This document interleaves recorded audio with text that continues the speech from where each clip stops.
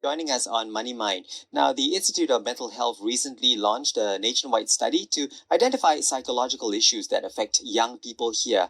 And IMH researchers examined how young people from 15 to 35 years old experience major transitions in life, like moving across various education stages to joining the workforce, starting a family, those big milestones. Milestones, yeah. Yeah, and young people may be going through higher levels of stress as well as they face several life challenges in a relatively short period of time. For example, moving from school to tertiary education, national service, or starting their first job and taking on more responsibilities. Glad I've cleared all those hurdles.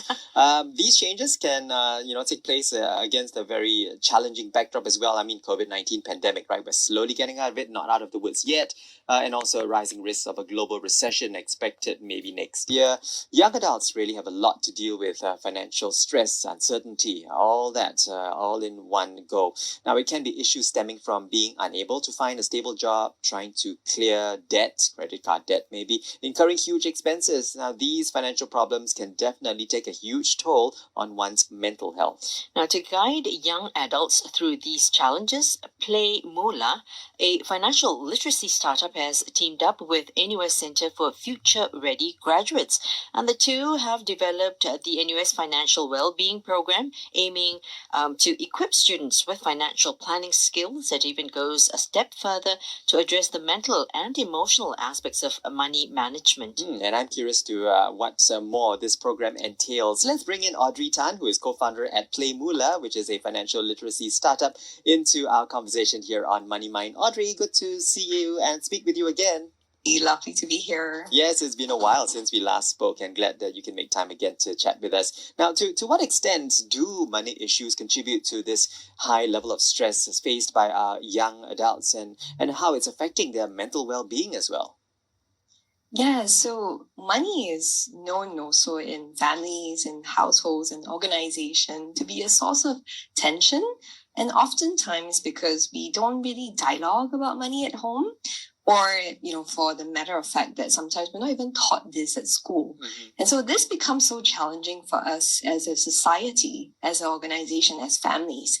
And that's really where we begin to be challenged emotionally.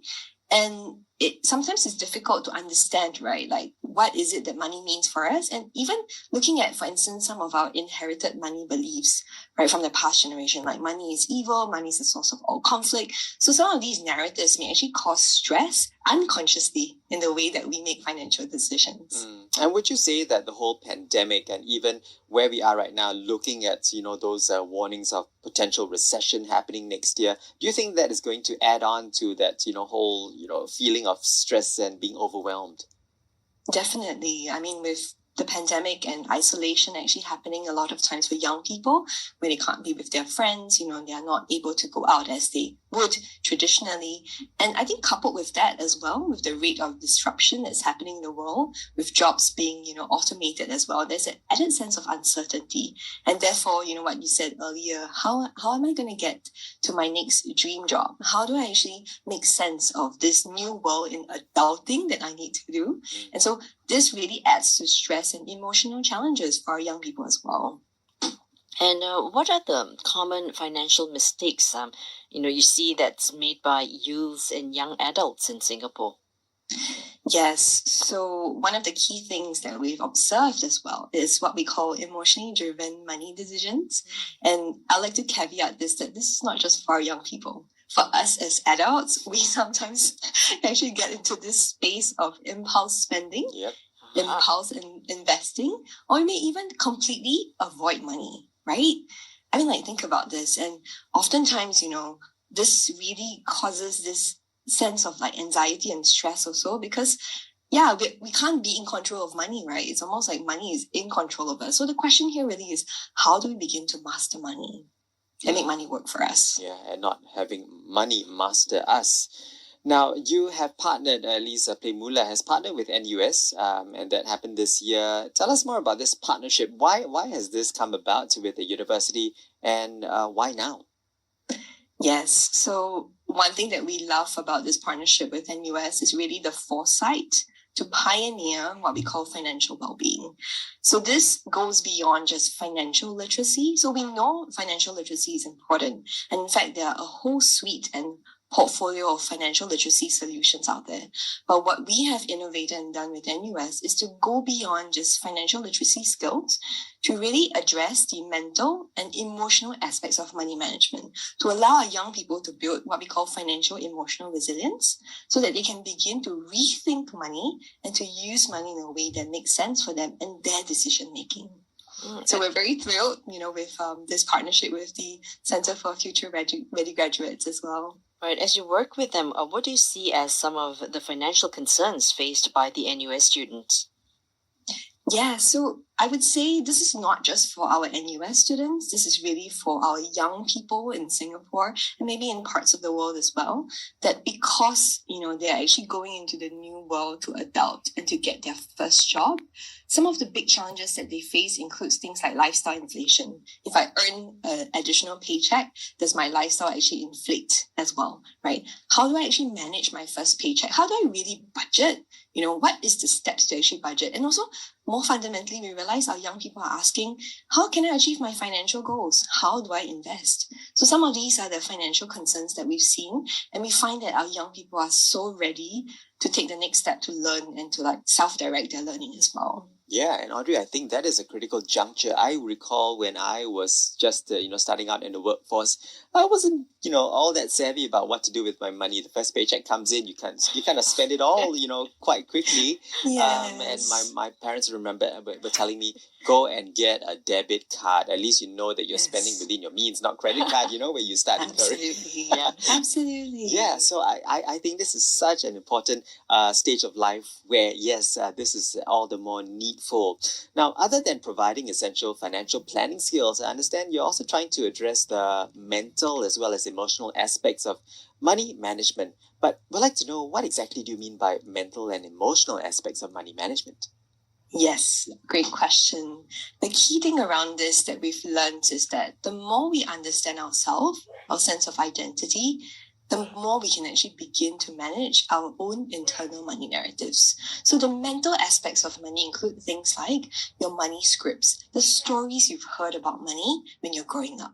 What is mom and dad saying to me? What is grandma and grandpa saying to me? Money could be a source of all conflict, or money could be a tool for a flourishing life. So these are scripts that we hear, which is the mental aspects of money. It goes on to actually address things like designing new money habits, right? Maybe we've been impulse spenders before, but the good news is that, hey, we can reframe our habits to regulate how we actually develop some of these daily practices. And finally, with emotional aspects, we love this a lot because this is a skill set that we have not been taught, which is around emotional regulation, right? So before you impulse spend, can you pause at the point of decision making to ask yourself simple questions? Is this a need or want? Can I wait 10 days for this? Do I really need this? What are the trade-offs in this process of decision making? So it's that combination of the emotional and the mental, as well as the financial knowledge around money. Yeah, that's good advice. And, for me, I'm a terrible, example for my kids. Sometimes my daughter will remind me, Mom, do you need that? Or is it a need or a want, right? Oh, you can pass me your money, I'll keep it for you. Well, this Friday, we're speaking with Audrey Tan, co-founder at PlayMoolah, a financial literacy startup. Now, you mentioned everyone must know what their inherited money narrative is and to design one of their own for their unique future. Tell us more about that. Yes, so the exciting part about all of this is reframing and redesigning, right? Because the old narratives we have from the inherited last generation doesn't need to be passed down to the next generation. So in this season, we've asked young people, can we have new narratives that serve us? So for instance, you could say, money can be a tool for a flourishing life. So money suddenly doesn't become the end all, but we go into something larger. What is your version of a flourishing life? Money could enable dreams. So getting ourselves and our families to rethink, what would a simple goal or dream look like for us? So money can be a gift for stewardship. So there are all these positive affirmations or positive narratives that we can now begin to, really exactly like what we were saying earlier, right? To begin to master money. And so we also have a course that we teach our young people and adults and parents as well, where they can, go through a whole retreat to self-direct and to change their money narrative. So this is also available on PlayMoolah. And this is something that a young person can begin to redesign, recultivate, and to reframe. And knowing that the younger generation are just more eco-minded in some sense, sustainability is it's a big component, I suppose, of their lives and what they talk about for their future. So, looking at, say, the example of Patagonia's CEO when he gave away his company for the future of a greener, more sustainable Earth kind of thing, could that also be one of those goals where we're talking about reframing and having a new narrative? Yes, absolutely. So money as a tool to benefit people, society, and planet. It's exactly what you just said. So to rethink, right, some of these traditional narratives that are common. Yeah. All right. So we want to also get your thoughts on a new quotient that I'm reading here. It's FEQ, if you like it. It's financial emotional quotient. Tell us more about this particular quotient, what exactly it is, how it's linked even to our upbringing and environment. Yes. So it's linked in a way because in our childhood, we may have observed how our parents have related or made decisions or around money.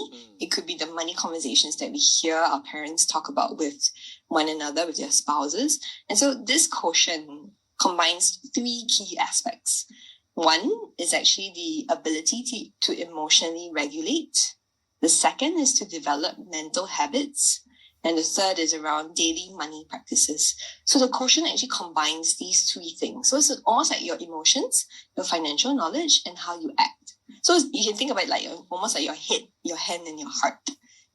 The way in which you would relate to money, the way in which you would think about money, and the way in which you would practice about money. So this is a kind of a new way of looking at money in the sense that we don't leave behind our emotions, but we bring it to the fold and try to understand what really is going on, because our emotions actually give us a clue as to what may be troubling us, right? And we know, of course, the financial aspects, the financial knowledge, the money practices, these are things that we know that we have to do well. I can foresee myself maybe telling one of my kids, hey, you got this lower than average financial emotional quotient. They'll say, oh, mommy, we learned it from you. Oh, no. Anyway, so, do tell us, what are the signs of a young person having that lower than average financial emotional quotient? Yeah, so one, simply could be, for instance, when it comes to your financial knowledge, right? There's certain things that maybe are new to you, how to invest, how to budget effectively. So some of this is really just like knowledge driven. But the other thing is really about looking specifically at emotionally driven decisions. I may be buying something because I want to feel good in that moment. I might be impulse investing because of FOMO, the fear of missing out. So getting down to the details as to how we feel, how we think, and what we know, that can actually give us clues as to, this lower than average quotient. But the good news also is that once we are aware, we can begin to reframe and we can begin to take steps to change it. Yeah. Awesome. Well, that's the NUS Financial Wellbeing Program that we briefly touched on. It's a new tie-up between PlayMoolah, a financial literacy startup, with the NUS Center for Future Ready Graduates. Not all of us would be able to, unfortunately, participate in that, but I'm sure there are a lot more financial literacy tips there. If you'd like to sharpen those skills of yours with regards to your finances, why not visit playmoolah.com, PlayMoolah.com. Audrey Tan is co-founder at PlayMoolah and making some time to chat with us today on Money Mind. Audrey, what a pleasure and privilege to have you on our show today. Again, great speaking with you. Have a great weekend ahead. Thank you, Stanley. Thank you, Hui.